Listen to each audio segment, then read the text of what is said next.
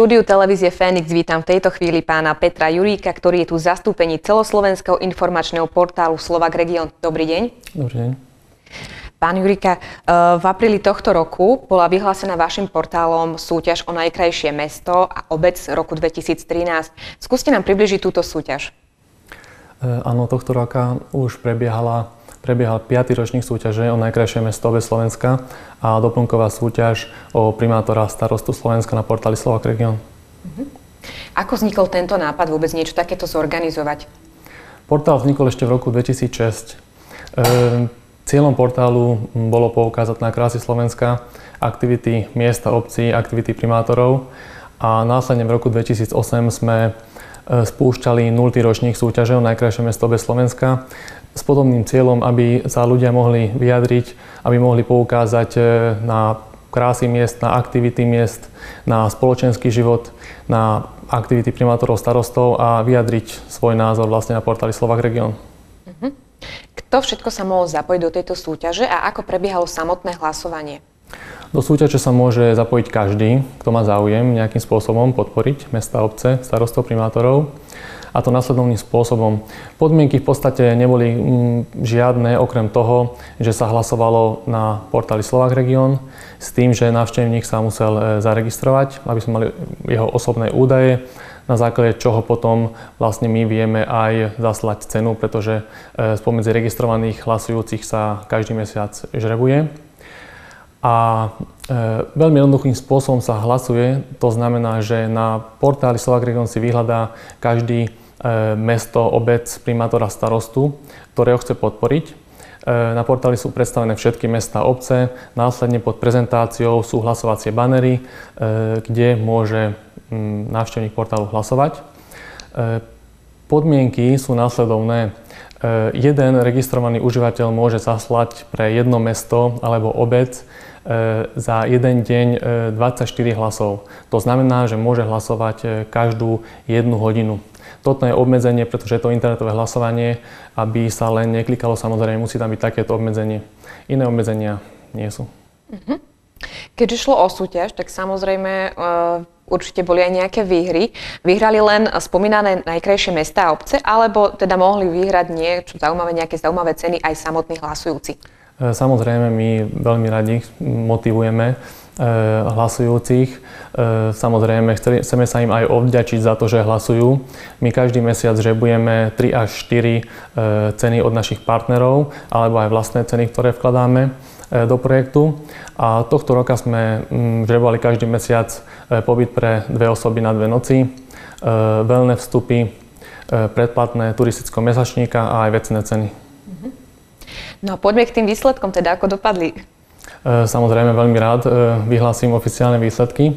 Súťaž trvala od 1. apríla do 31. októbra a výsledky sú nasledovné.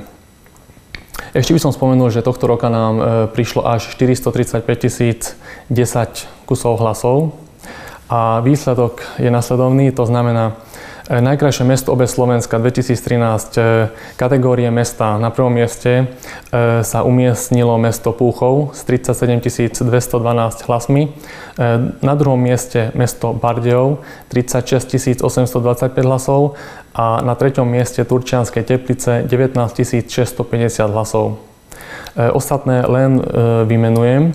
A ešte by som povedal toľko, že prvé 3 miesta dostávajú ceny od našich hlavných partnerov, plus prezentácie na portále Slovak Region, plus celoslovenskú medializáciu. Ale taktiež medializáciu získavajú až prvých 10 miest. Ešte toľko k výsledkom, že oficiálne budú ešte vyhlásené a ceny odovzdané v Bratislave, v Inchebe na ITF Slovakia Tour koncom januára, takže srdečne každého pozývam, je to verejné odovzdávanie. A čo sa týka ďalších miest, na 4. mieste Liptovský Mikuláš, na 5. mieste Bojnice, na 6. mieste Skalica, na 7. mieste Prievidza, 8. Rajecké Teplice, 9. Trenčín, 10. Nitra. Ak dovolíte, aby som spomenul na 16. mieste Žilinu a na 19. mieste mesto Čadca. Čo sa týka obcí, Poradie bolo nasledovné.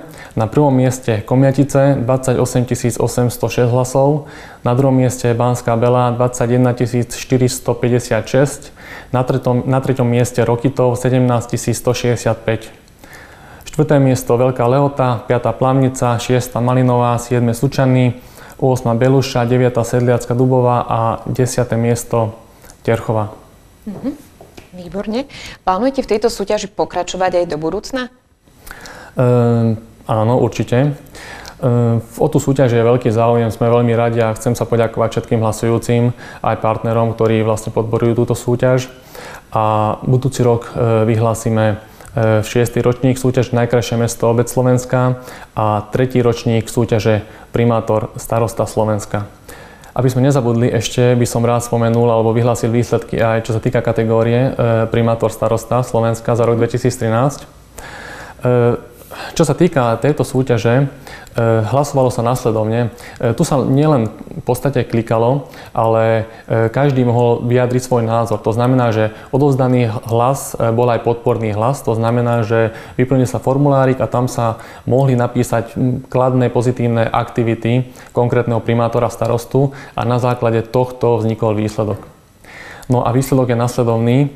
Za rok 2013 primátorom Slovenska sa stáva primátor mesta Piešťan, inžinier Remo Čikuto a starostka Slovenska 2013 inžinierka Zuzana Máčeková, starostka obce Uhrovec. Takže v oboch týchto súťažiach pokračujete a plánujete pokračovať i do budúcna. Chystáte nejaké možno vylepšenia alebo zmeny týchto súťaží?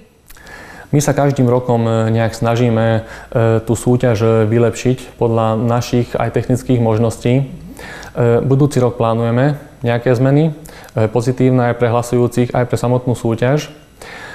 A máme aj nových partnerov, každým rokom sa nám hlásia tak povedať partneri, ktorí by chceli či už dať vecné ceny víťazným mestám, obciam alebo hlasujúcim, takže budeme mať rozšírené ceny, takže tešíme sa na ďalší ročník a pozývame všetkých, ktorí chcú nejakým spôsobom podporiť mesta, obce, primátora, starostu, vyjadriť svoj názor a taktiež sa tešíme veľkej podpore aj médií, aj všetkých, ktorí sa zúčastňujú tejto súťaže. Takže sa máme na čo naozaj tešiť. Dúfam, my všetko preto spravíme. Ja vám v tejto chvíli ďakujem pekne za rozhovor. Ďakujem, Maja. Mojím dnešným hosťom bol pán Peter Jurik z celoslovenského informačného portálu Slovak Region. Ďakujem za pozornosť aj vám. Dovidenia.